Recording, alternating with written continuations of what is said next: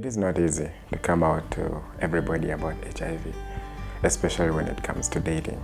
The first time I came out to someone I loved was my worst, and I have to be honest, I regretted it. It was not easy to come out, and every time I think about that day and how everything went down, I still probably regret that day because it wasn't really nice. I regretted telling someone that I loved about my healthy status because of what happened afterwards. I had been in love for the first time, and the way emotions race when you are in love, and for the first time at that, I was really over the moon. I had known her for a couple months and she almost meant the world to me. Don't judge, because I was someone really that never experienced this kind of emotions, and for me it was ideal that this meant the world to me.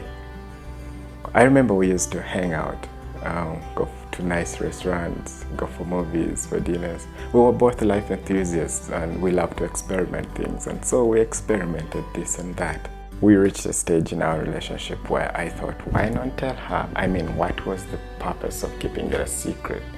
For me, to love is to trust, so I trusted and I did not think of any worst case scenarios. I remember at that time I was thinking that I was just going to share a simple part of my life, and I don't know what was in my head, but I remember it's like HIV was not there. Okay, I knew I had it, but it wasn't much of a problem. So when it came to sharing with her, it was very simple for me. I did not even think of what could possibly go wrong because I was in love and I wanted to share that part of my story with somebody that I really liked. The reaction she gave me amused me also. She was so scared of me, like I had a contagious disease. In her mind, she thought that HIV was AIDS, and there is a whole misconception about this. She got so scared of me and afraid of me that our relationship could not survive. Okay, her reaction was coming from innocence, and I tried to teach her to change the misconceptions, and for a moment I thought she understood, and maybe she did, but it could not save our relationship. It broke me. I went back to hating myself over again. I remember not eating and sleeping for a couple of days. It's funny how love hurts, but the separation really hurt me, especially whenever I thought that it happened for reasons that I could not control. I felt treated unfairly and judged.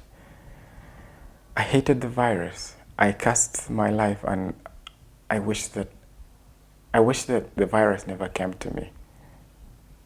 Once again, I cursed my existence. And this happened in my second year of university. I had just gone back to taking my meds, but now I regretted it all again.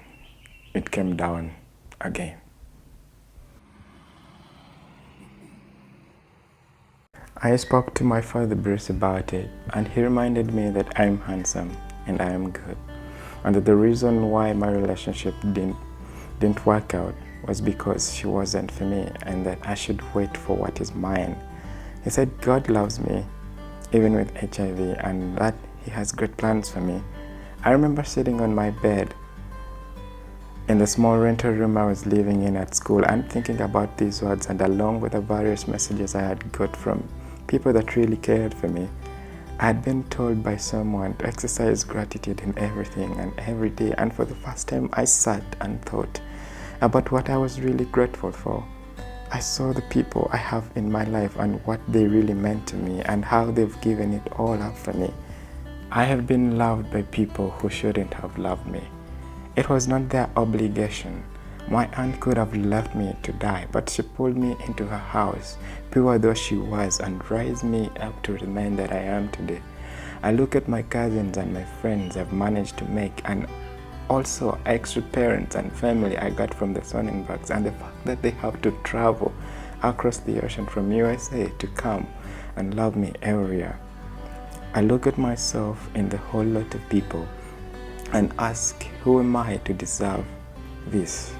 I am not special or more qualified than everybody else, and I can't help but say I am grateful. I started to study my life and how it's been, and how I came to realization that it's been guided from day one by an invisible hand. God has been in it. I've been so blessed to have a life I lead, and I ought to make the most of the opportunity I'm given to give back and say thank you. That's when I stopped beating myself up and allowing HIV to derail me.